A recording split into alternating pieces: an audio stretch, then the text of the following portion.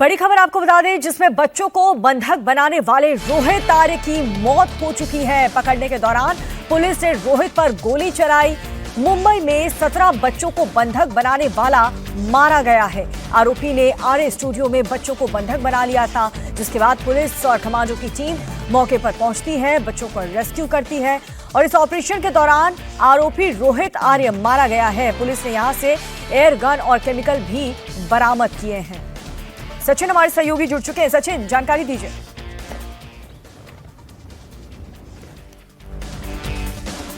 चलिए सचिन से संपर्क करेंगे, जिस सचिन हमें और जानकारी इस खबर पर देंगे।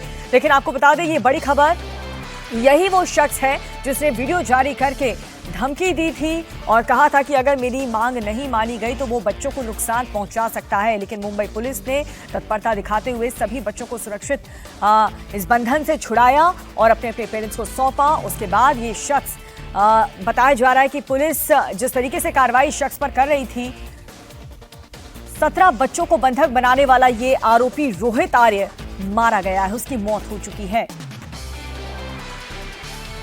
तो ये बड़ी खबर आपको बता रहे, कुछ देर पहले ही मुंबई के पवई इलाके में बताया जा रहा है कि मानसिक रूप से बीमार शख्स रोहित आर्य, जो कि शिकायत कर रहा था कि उसे किसी से बातचीत करनी है, उसकी मांग नहीं मानी जा रही, इसलिए उसने ये रास्ता अपनाया जिसमें उसने 15 से 20 बच्चों को बंधक बनाया था। 17 बच्चे बताए गए लास्ट में। 17 बच्चों को सुरक्षित पुलिस की टीम वहां पर पहुंचती है आर्य स्टूडियो में, जहां पर फर्स्ट फ्लोर पर बंधक बनाया गया था सभी बच्चों को। आर्म फोर्स वहां पर पहुंचती है और सुरक्षित एक एक बच्चे का रेस्क्यू किया जाता है। सभी पेरेंट्स वहां पर मौजूद थे, सभी को बच्चे सौंप दिए गए। बच्चों का भी काउंसलिंग किया जाएगा कि अंदर स्टूडियो के ये किस तरीके से बच्चों के साथ पेश आया। लेकिन बड़ी खबर आपको ये बता दें कि रोहित आर्य मारा गया है, इसकी मौत हो चुकी है। बताया जा रहा है कि मानसिक रूप से बीमार है, जिसने बच्चों को बंधक बना करके अपनी शर्त रखी, अपनी मांग रखी, उसकी जो भी नाराजगी, जो भी शिकायत थी, जिसको लेकर के उसने ये रास्ता अपनाया। उसने कहा कि प्लानिंग के तहत मैंने इन सभी बच्चों को जो ऑडिशन देने आर्य स्टूडियो आए थे, उन सभी बच्चों को बंधक बनाया। कई घंटों तक ये बच्चे भूखे प्यासे वहाँ स्टूडियो के अंदर कैद रहे और बाहर स्टूडियो के जो बच्चों के माँ बाप थे वो परेशान रहे।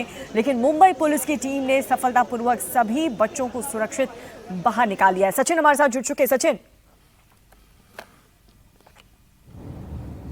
देखिए, अभी जो जानकारी मिल रही है कि जो आरोपी है रोहित आर्य, ये इसने जब बच्चों को बंधक बनाया था और पुलिस उसको लगातार गुहार लगा रही थी कि वो सामने आए, सरेंडर करे, लेकिन उसने बात नहीं मानी।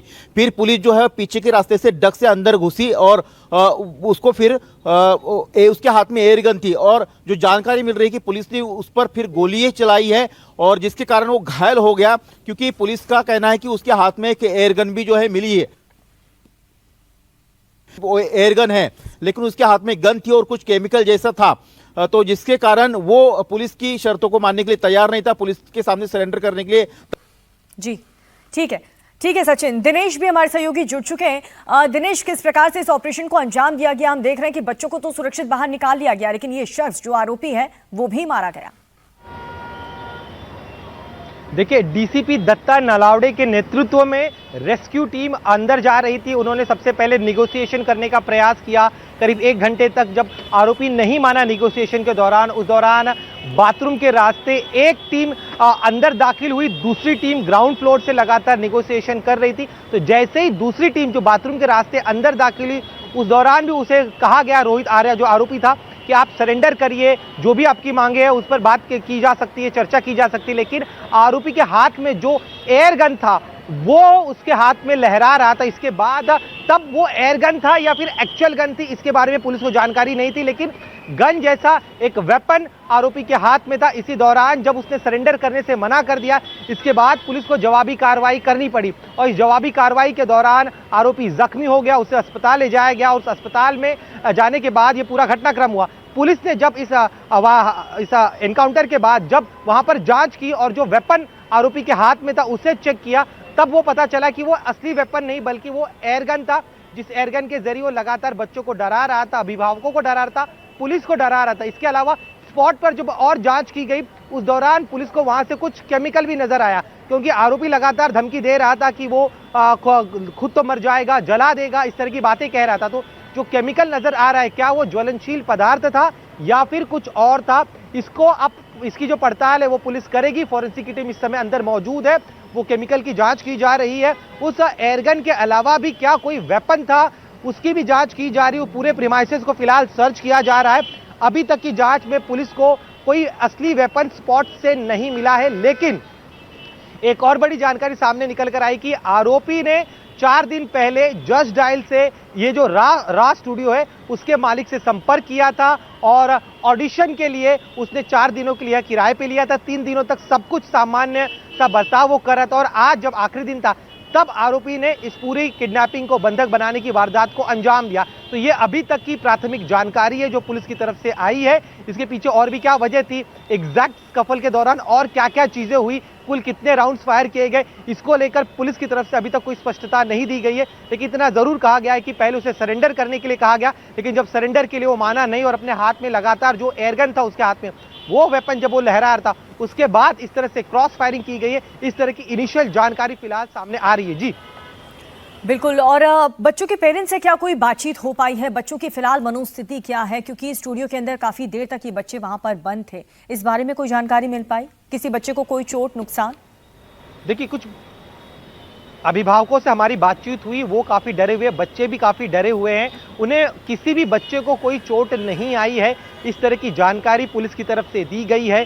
सभी 17 बच्चे थे, उनके अलावा एक सीनियर सिटीजन थे और इनके अलावा एक और व्यक्ति, तो कुल 19 लोग उस समय बंधक थे जिन्हें रेस्क्यू कर लिया गया है। किसी को भी चोट लगने की कोई जानकारी फिलहाल सामने नहीं आ रही, सभी के सभी सुरक्षित है। अब चूंकि उनके लिए एक मेंटल स्ट्रेस था, मानसिक आघात हुआ है इस पूरे 2 घंटे के बंधक के दौरान जब वो बना कर रखा गया था, तो अब सभी को अस्पताल लेकर गए हैं जहां पर डॉक्टर्स की टीम, एक्सपर्ट्स की टीम इन बच्चों की काउंसलिंग करेगी ताकि वो इस मेंटल ट्रॉमा से बाहर निकल सके। साथ ही में अभिभावक जो है उन्हें भी साथ रखा गया ताकि बच्चों को और भरोसा दिया जा सके। जी बिल्कुल, सचिन भी हमारे साथ जुड़ चुके हैं। सचिन, पेरेंट्स से बातचीत की, सभी यहाँ पर इस वक्त डरे हुए हैं, घबराए हुए हैं, लेकिन ये जो मानसिक रूप से बीमार शख्स रोहित आर्य जो कि अब मारा भी गया है, लेकिन उसकी मांग को लेकर के कुछ स्पष्टता हो पाई कि वो चाहता क्या था?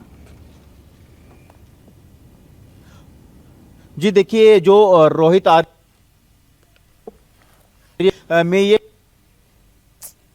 और जिसको लेकर उसने कुछ टेंडर भी लिए थे। जी ठीक है, नेटवर्क इशू है, लेकिन दिनेश, इस बारे में कोई जानकारी मिल पाई? क्योंकि जो उसने वीडियो रिलीज किया उसमें साफ तौर पर यह कह रहा है कि मैं किसी को नुकसान नहीं करना चाहता, ना मैं, मुझे पैसों की मेरी कोई डिमांड है, तो इसकी मांग थी क्या? देखिए, जो इनिशियल जानकारी निकलकर सामने आ रही उसके मुताबिक एक सरकारी विभाग में उसने कुछ कार्य किए, तो उस कार्य के दौरान जो उसका जो पेमेंट था वो पेमेंट का भुगतान नहीं हो रहा था, उसको लेकर वो काफ़ी नाराज था। ये प्राथमिक जानकारी है। आधिकारिक तौर पर पुलिस ने, चूंकि अब उसकी तरफ से कोई और स्टेटमेंट, उनके जुड़े हुए जो रोहित आर्य से जुड़े हुए जो लोग हैं उनके पुलिस बयान दर्ज करेगी और उसका इतिहास खंगालेगी, तब जाकर समझ में आएगा कि एग्जैक्टली क्या मांग थी। लेकिन प्राथमिक जानकारी यही कि उसने एक सरकारी विभाग के लिए कार्य किया था, उस कार्य के लिए जो पेमेंट किए जाने थे वो पेमेंट उसे नहीं हुए थे, उस वजह से वो काफी ज्यादा परेशान था। इस तरह की प्राथमिक जानकारी अब तक की जांच के दौरान पुलिस को मिली है, लेकिन क्या यही वजह थी या फिर इसके अलावा भी कुछ और थी? ठीक है, इस पर आगे भी जानकारी आपसे लेते रहेंगे। आप दोनों हमारे साथ बने रहिए, इस बड़ी खबर पर लगातार अपने दर्शकों तक अपडेट्स पहुंचाते रहेंगे।